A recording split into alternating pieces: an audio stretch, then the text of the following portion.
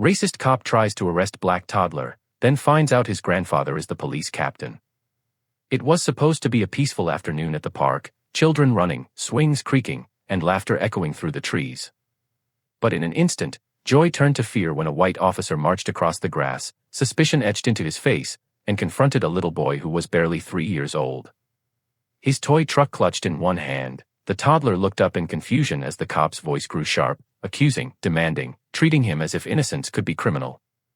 Parents froze, onlookers gasped, and the mother stood stunned. The officer's hand hovered near his holster as if danger lived in tiny hands.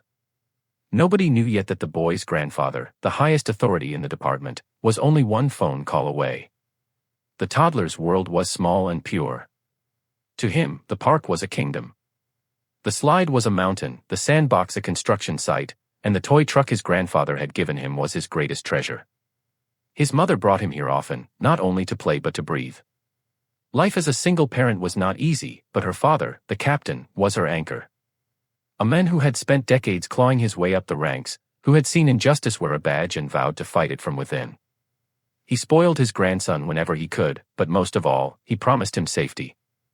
That day, the mother sat on a bench, watching her son roll the truck through the dirt, humming to himself, happy and free. Neighbors waved. Parents smiled. Everything was ordinary until a shadow fell over the boy.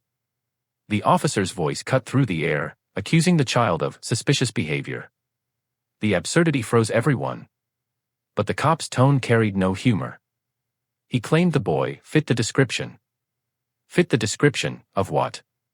A toddler barely tall enough to reach the swing set.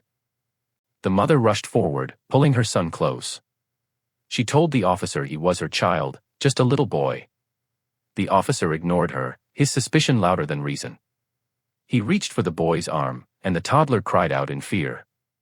Gasps rose from the crowd. Phones came out. Parents shouted at him to stop. But bias is a poison. It blinds, it deafens, it convinces a man with power that he is always right. The mother's hands trembled as she pulled out her phone. One call, she whispered. The officer smirked, daring her. She made it. Sirens arrived within minutes, but not for the child. A black SUV rolled up, doors swinging open with authority. Out stepped the police captain.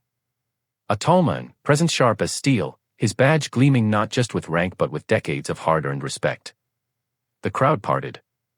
The officer paled. The captain walked straight past him and bent down to scoop the little boy into his arms. The toddler buried his face in his grandfather's shoulder, tears drying in the comfort of safety. Then the captain turned.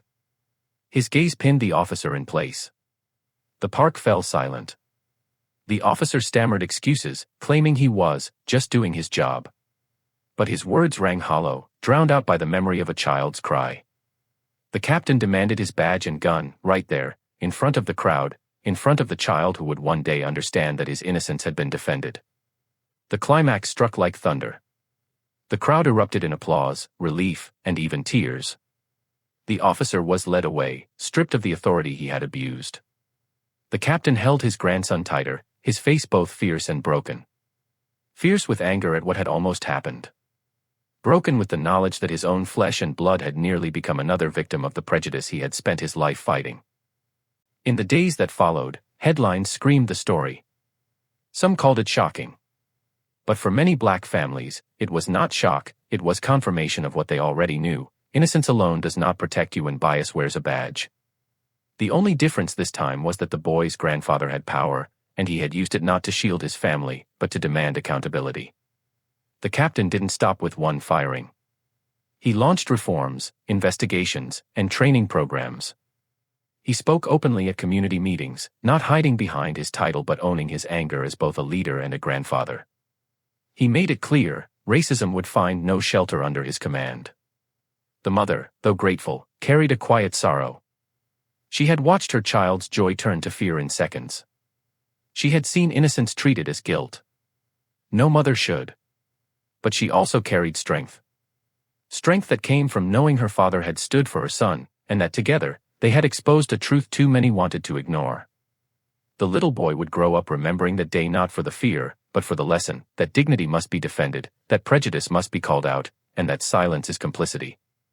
His toy truck, still stained with dirt from that afternoon, became a reminder that even the smallest lives deserve protection. If a racist cop can look at a toddler and see a criminal, what does that say about the system we live in? And if one grandfather's courage can stop it in its tracks, what could happen if we all stood together? The next time you see injustice, even in its smallest, cruelest form, will you stay silent, or will you step forward and say, "Not this time"?